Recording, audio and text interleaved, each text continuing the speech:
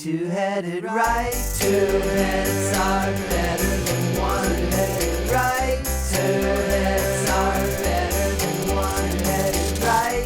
Two heads are better than one-headed right. Two heads are better than one. Hello! Welcome back to our channel. My name is Evelyn. My name is Monty. And together... My name is Rue. I said you could sit here if you were quiet. Sorry. I was gonna say together we're the two-headed writer, but we seem to have an extra head. We're the three-headed writer. We're a father-daughter Lots of kangaroo writing team based out of Stillwater, Oklahoma and the 100-Acre Woods. We've been getting together once a week to update each other on our writing progress. We talk about the book we're writing together, the books we are writing separately, Evelyn's classwork, although it is now summer, so we're not going to talk about that. And whatever other writing troubles we run into, and we're glad to have you along on our writing journey, and we hope that you're making progress with your own writing journey as well. What you been up to? Can we show them your wall? Yeah, I've been putting sticky notes on my wall. Right over there. Yeah, so I'll show you in a second.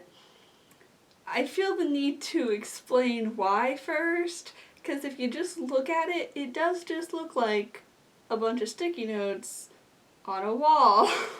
Last month I did Camp NaNoWriMo, and I ended up with a bunch of scenes and bits and pieces of information based around my work in progress. And I started to try to piece everything that I had together when May rolled around, but it proved to be sort of difficult because not everything was in order, and it's all just like random chunks of things, and it was just a lot to try and process just looking at the laptop. So I was like, I need a way where I can like actually literally move things around. And I'm using Scrivener, and there is a function in Scrivener where you can use these little like fake note cards. Fake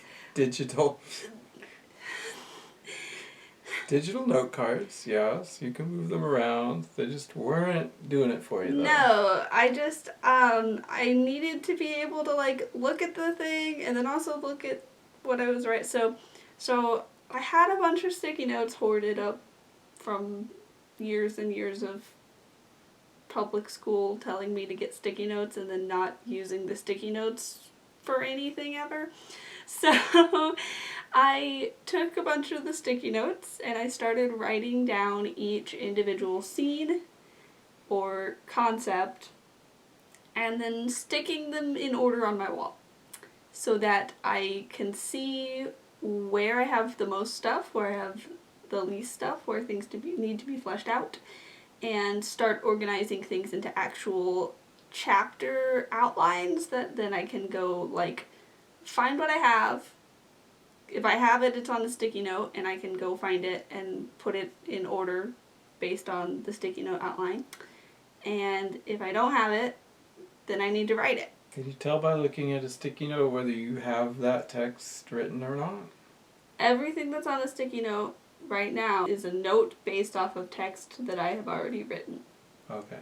So I'm going to make new ones that aren't. Yeah, I'm going to request a second color of sticky note and also more of this basic color of sticky note because I am going to run out soon. You're going to request from who's this sticky note consortium of North America? Mother's shopping list. Oh, okay. Okay, anyway, are you going to show them the notorious sticky notes? Yeah, I'll show you the notorious sticky notes. Come here. Ta-da! So, this wall is not usually blank. He stole my bookshelves. That is an unfair characterization of the situation. I ordered new ones, and then they were on back order, and then my order is officially canceled now, so I need to order Oh no, them from a different retailer. I'm sorry. But then he requested that since I was getting rid of the old ones, he wants to use them for his virtual performances this summer as a backdrop. So those are now in our living room. And I had this blank wall, and I was like, where can I put all these sticky notes? Answer on the blank wall. But if I You're welcome. well, the thing is, I tried at first to stick them to the green wall, but the green wall resists things being stuck to it. I don't know what it is about that paint. It just doesn't like it. As you can see, there's lots of holes in this photo collage. I'm probably gonna have to take this down when the new shelves arrive. You have until then to outline your book. Yeah, I guess you could say that, or I could just take down this flag and put it over here. Mm-hmm. But if I want to maintain my pride, I have until the bookshelves arrive to finish outlining my book. So that's what I've been up to. I am filling in holes in my outline, which have existed. It's not like I was writing and realized that I didn't have my outline completed. It was like, oh, I'll get to that at some point, and now is the point. Right. So I you're gotta get to not that. going to pants this book. You're going to plan it. To a certain extent, yeah.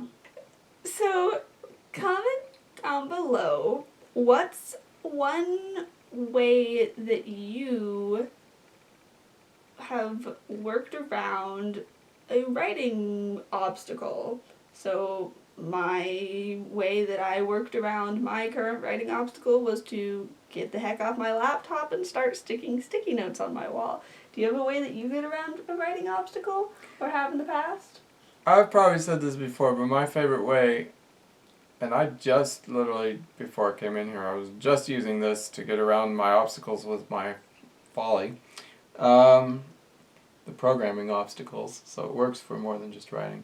But my favorite way is to meta-write. I write about the writing, so I will sit down and say, I am experiencing this obstacle. I don't know how to do this, or what. I don't know which choice to make, or whatever, and I'll just write about it.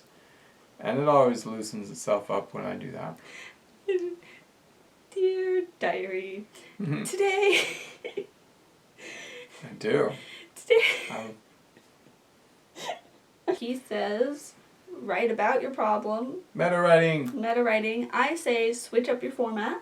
Are there any other weird writing hack tips for getting Or unstuck? hey, even if they're not weird, we'd love to hear about them. I've been working on our Together book. Ah, yes, you told me yesterday you only had 2 I had 2 left? chapters remaining, and today I have 1 chapter remaining. Ooh. So I am going to, tomorrow morning, if not later tonight or both, I am going to revise the last chapter of our book.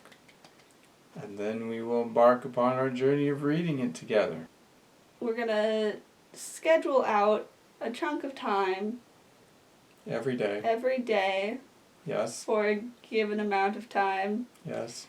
and we're going to sit together and read through the book out loud. There are a couple of things that he wants my feedback on specifically, and then if we run into any other things, we're just going to go ahead and tackle those problems together so that we can both be confident with our total final draft of the book. Final as in final before we start to send it out again. Right. Never say final, but final. And then we do have one agent that was interested in the book previously, but didn't like the way we wrote our opening, so we have probably written an opening that she'll like a lot better, and we will see if we could send it to her again. And then there are other agents.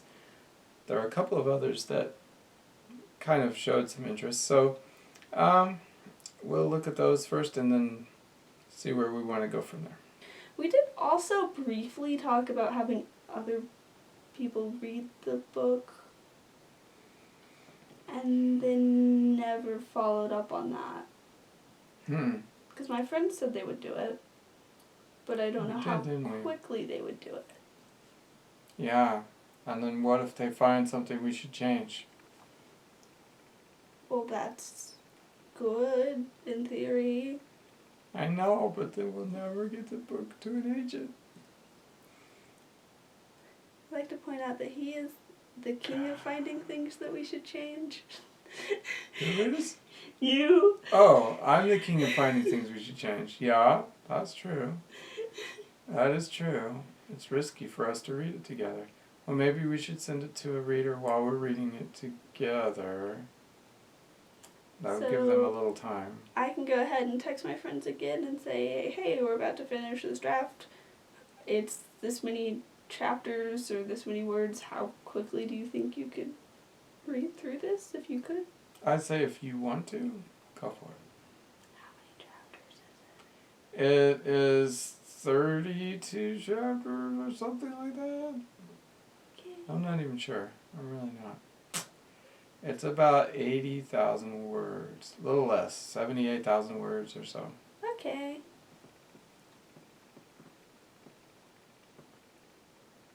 Rio's watching too.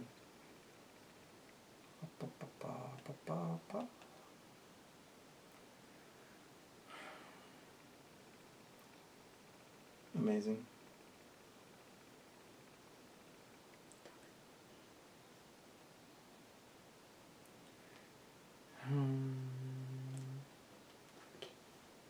Friends have been texted. Friends have been texted. Is it safe to assume that you have not been doing anything with Danica? No, I've been neglecting Danica because I've been working on our book instead. Every time I choose to sit down and write, I'm working on our book. I want to get our book done. Yeah. And then I want to get Danica done. Oh, that's funny. That's actually her name. On my folly, I keep saying the same thing over and over. I'm almost to the point where I want to invite people to try it out, and then I just, it's just so frustrating. I can't get this little thing to work. It should be simple. I program the thing, and then it just doesn't work, and I can't figure out why, and I think, the platform has some, let's just say, quirks to it that are frustrating. So that's okay. I'm still learning, and I will get it figured out, and I will let you guys know when it's ready for prime time. All right, getting close. My list of items is shrinking down to just a handful, so it is getting closer and closer. I used to question, why do these people be like, I just need to take an emotional break from Twitter?